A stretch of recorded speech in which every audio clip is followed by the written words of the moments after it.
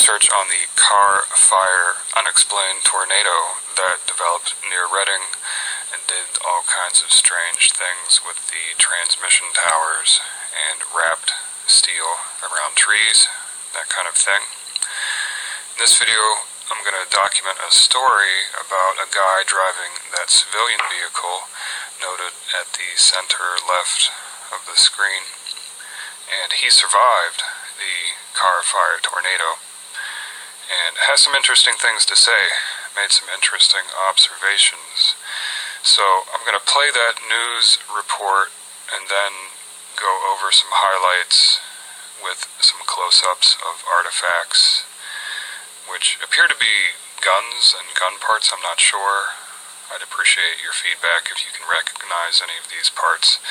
And at the very end, I show the green sheet CAL FIRE car incident report that also details the sequence of events in his story in the official version. So read that at your own pace, and here's the video. We begin with an incredible story of survival tonight. A Reading man narrowly escaped the Carr Fire tornado by hiding under a bulldozer and covering himself with dirt. Good evening, I'm Brent Weber. And I'm Tamara DeMonte. KRCR News Channel 7's Julia Avery went back to the scene with Steve Bustillos as he recalls that terrifying day. All I could see was the heat waves, a couple 100 feet tall, and there was no fire yet there. I'm like, that's kind of weird. And next thing I know, just full-on ignition. Steve Bustillos was at his home in the gated Stanford Hills subdivision on July 26 when the Carr Fire roared across the river, forming that deadly fire tornado. The retired police officer packed up his truck with his family's most precious mementos. He helped some neighbors and called his wife Carrie, who was in the Bay Area, as he drove out through thick smoke and flames. He said, "Babe, I've got everything we need loaded into our truck." And next thing I know, the window's being broke open. There's like embers and ashes blowing inside the cab of the pickup truck. And I looked in the back of the truck, and all I could see was everything that was back there was on fire already. And then I heard him just say, "Oh," and a few explicit words. I said it twice, and I knew that meant really danger. And I dropped the phone. I didn't know where it was at. I never wanted to think of anything other than he's going to be okay. But the realistic side of me, I was devastated. So I knew the phone was destroyed. I just had to hope that he was safe. As Carrie was praying for her husband, Steve was in the fight of his life up against that monstrous fire tornado. The truck's moving, and I'm like got both feet planted on the brake pedal, and the truck is literally starting to lift up off the ground. Steve's years of training kicked in, and he started solving the problem. Get out of the truck and under an abandoned bulldozer. Moved in between the blade and the tracks in the back, and I pulled the bags up around me and started bringing some loose dirt up towards me, and I kind of just waited it out there until it all stopped. Steve crawled out and was picked up by a passing CAL FIRE truck, eventually making his way to the hospital, where he asked the doctor for a cell phone before they sedated him. And I says, I got to make a phone call before you do that. And he goes, no, we got to knock you out now. And I go, you don't understand. I need a phone. I picked it up, and then I heard my husband's voice saying, "I'm okay." It was like 500 pounds fell off my shoulders. It was something that you almost gasped for air at that point. Steve says when he rushed out of the neighborhood, he told Carrie that all of these homes would likely be gone. But when they returned, they found that the fire was selective. His neighbors' homes were destroyed, but his home survived. All my papers, all our important documents, birth certificates, all that kind of stuff. So they lost the important physical things because they were all packed in the truck. But they still have each other. I'm still here. Yeah. Still moving forward. We'll pick up the pieces and keep moving forward. That's what we do. Julia Avery. That's tires. KRCR News Channel 7. We'll pick up the pieces and keep moving forward. That's what we do. Julia Avery. That's tires. KRCR News Channel 7.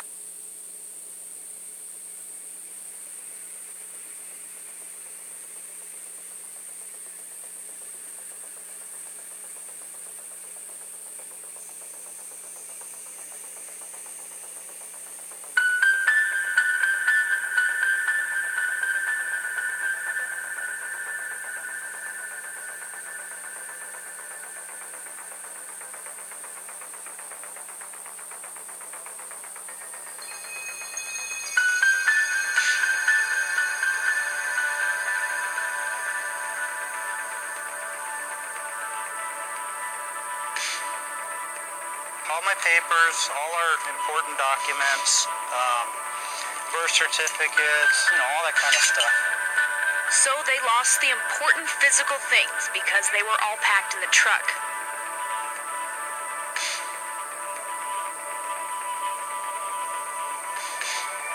And then I'm like got both feet planted on the brake pedal, and the truck is literally starting to lift up off the ground.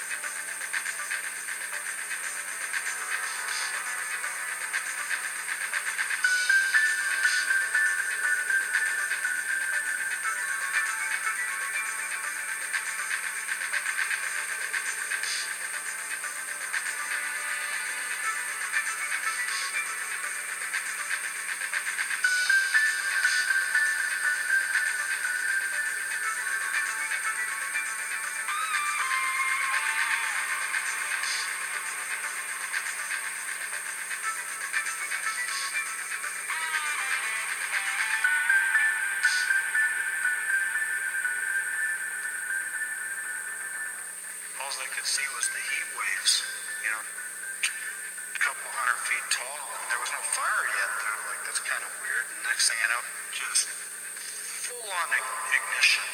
Moved in between the blade and the tracks in the back, and I pulled the bags up around me and started bringing some loose dirt up towards me. And I kind of just waited it out there until it all stopped.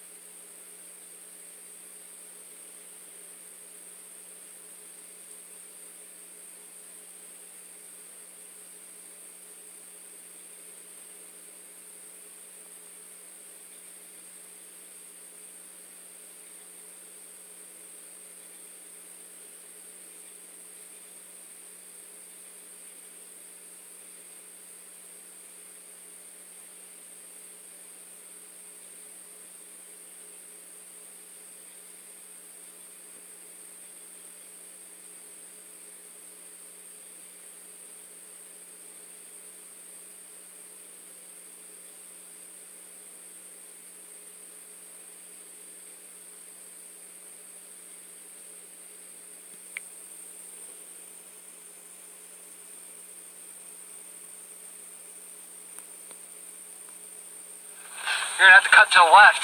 That's the only gate. Open the gate. I can't breathe.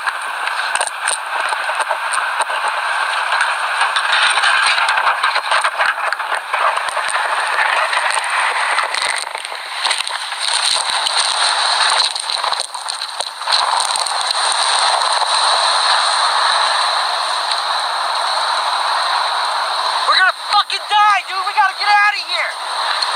There, go, dude. We gotta get out. Get this off.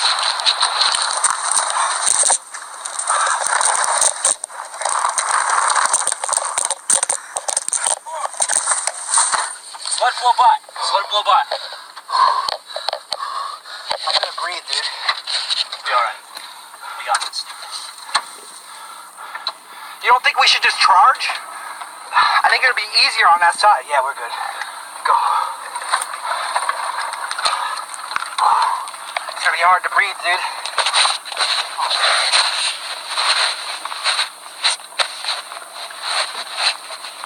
Doing this?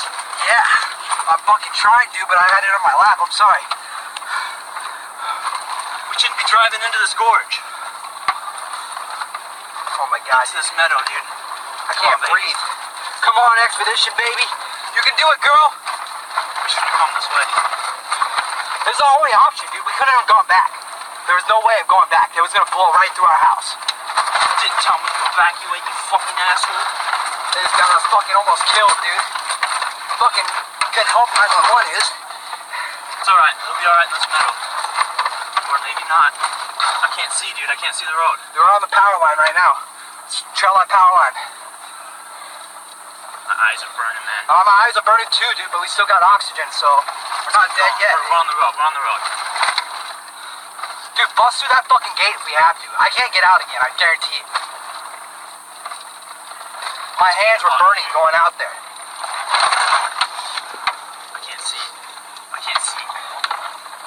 God, dude. This shit just got caught on fire. The road's on fire and shit. I know.